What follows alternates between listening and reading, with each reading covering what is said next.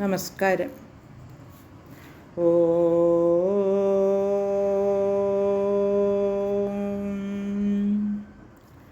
ഓ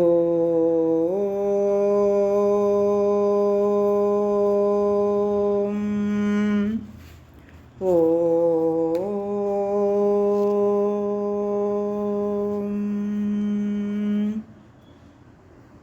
ശ്രീമദ് വാൽമീകി രാമായണം ധ്യാന ശ്ലോകങ്ങൾ.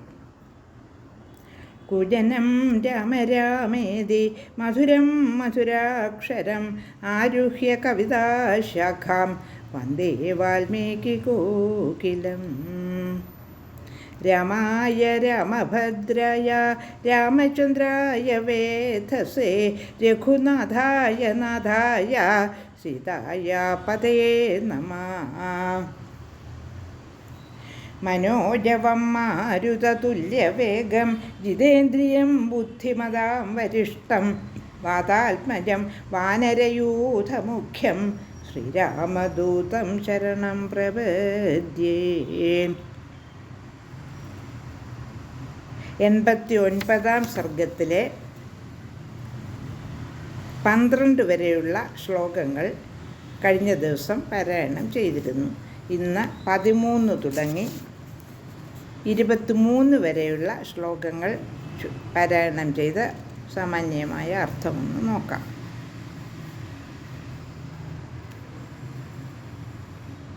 ശ്ലോകം 13, 89-ാം സർഗത്തിലെ. താമാരുരോഹ ഭരത ശത്രുഘ്നച്ഛ മഹാബലഃ കൗസല്യാ ച സുമിത്രാ ച യാച്ഛാന്യാ രാജയോഷിതഃ. പുരോഹിതച്ഛ തത്പൂർവം ഗുരവോ ബ്രാഹ്മണാക്ഷയേ അനന്തരം രാജദാരാസ്തഥൈവ ശകടാപണാഃ. ആവാസമാദിപയതാം തീർത്ഥം ചാപ്യവഗാഹതാം ഭാണ്ഡാനി ചാദദാനാനാം ഘോഷസ്തുതിവമസ്പൃശത്. പതാകിന്യസ്ത്യുതാ നാവാ സ്വയം ദാശൈരധിഷ്ഠിതാഃ വഹന്ത്യോ ജനമാരൂഢം തദാ സംപേതുരാശുഗാഃ. നാരീണാമഭിപൂർണാസ്തു കാച്ചിത് കാച്ചിത്തു വാജിനാം കാച്ചിത് തത്ര വഹന്തി സ്മ യാനയുഗ്യം മഹാഘനം. താസ്തു ഗത്വാ പരം തീരം അവരോപ്യ ച തം ജനം നിവൃത്താ കാണ്ഡചിത്രാണി ക്രിയന്തെ ദാശബന്ധുഭിഃ. സ വൈജയന്താസ്തു ഗജാഗേജാരോഹൈ പ്രചോദിതാഃ തരന്ത സ്മ പ്രകാശന്തെ സപക്ഷാ ഇവ പർവതാഃ. നാവച്ചാരുരുഹസ്ത്വന്യേ പ്ലവൈസ്തേരുസ്തഥാ പരേ അന്യേ കുംഭഖഡൈസ്തേരുർ അന്യേ തേരുച്ഛബാഹുഭിഃ. സാ പുണ്യാധ്വജനീ ഗംഗാം ദാശയി സന്തരിതാ സ്വയം മൈത്രേ മുഹൂർത്തേ പ്രേയൗ പ്രയാഗാവനമോത്തമം. ആശ്വാസയിത്വാ ച ചമും മഹാത്മാ നിവേശയിത്വാ ച യഥോപജോഷം ദൃഷ്ടും ഭരദ്വാജമൃഷി പ്രവർയ മൃത്വിക് സദസ്യൈർഭരതപ്രതസ്തേ.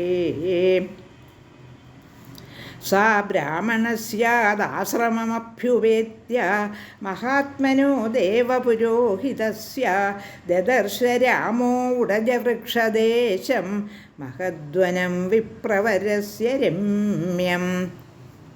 13 തുടങ്ങി 23 വരെയുള്ള ശ്ലോകങ്ങളാണ് പാരായണം ചെയ്തത്.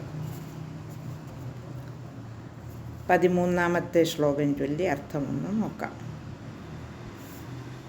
ഇപ്പോൾ ഗുഹൻ ഭരതൻ നിർദ്ദേശിച്ചത് അനുസരിച്ച് ധാരാളം തോണികൾ കൊണ്ടുവന്നിരിക്കുകയാണ്. എല്ലാവരെയും അക്കരെ കടത്തണമല്ലോ.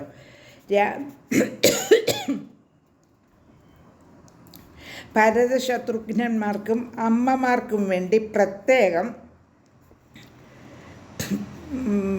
കമ്പളം വിരിച്ചതും വാദ്യങ്ങൾ മുഴങ്ങുന്നതുമൊക്കെയായ 2 തോണികൾ വേറെ കൊണ്ടുവന്നിട്ടുണ്ട്, അവരെ അക്കരെ ഇറക്കുവാൻ വേണ്ടി. അവർക്ക് യോജിച്ച തോണികൾ വേണമല്ലോ, രാജകുമാരന്മാരും അമ്മമാരുമാണല്ലോ. ശ്ലോകം 13. തമാരുരോഹപരത ശത്രുഘ്നച്ഛ മഹാബലഃ കൗസല്യാച സുമിത്രാച യാച്ഛന്യാ രാജയോഷിതഃ. ശ്ലോകം 13-ന്റെ അർത്ഥം 89-ാം സർഗത്തിലെ ആ പ്രത്യേക തോണിയിൽ ഭരതനും ശത്രുഘ്നനും കൗസല്യയും സുമിത്രയും മറ്റ് രാജ്ഞിമാരും കയറി. ശ്ലോകം 14. പുരോഹിതച്ഛ തത്പൂർവം ഗുരവോ ബ്രാഹ്മണാച്ഛയേ അനന്തരം രാജധാരാസ്തഥൈവ ശകടാപണാഃ. ശ്ലോകം 14-ന്റെ അർത്ഥം അവർക്കു മുൻപേ പുരോഹിതനും, അതായത് വസിഷ്ഠൻ മുതലായവർ, ബ്രാഹ്മണന്മാരും ഗുരുക്കന്മാരും കയറി.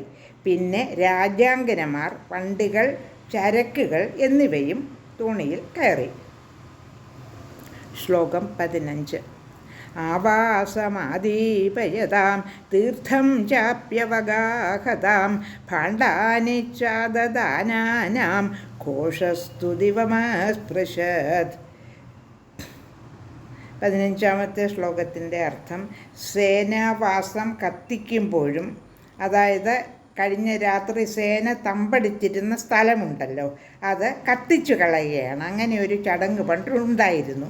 പിന്നെ ആ തമ്പുകൾ അവിടെ അവശേഷിക്കുകയില്ല, അത് കത്തിച്ചു കളഞ്ഞിട്ടേ അവർ സ്ഥലം വിടുകയുള്ളൂ. അങ്ങനെ സേനാവാസം കത്തിക്കുമ്പോഴും പുഴക്കടവത്തെത്തുമ്പോഴും ചരക്കുകൾ ഏറ്റുമ്പോഴുമുള്ള ശബ്ദഘോഷം ആകാശത്തിൽ മുഴങ്ങി. ശ്ലോകം 16.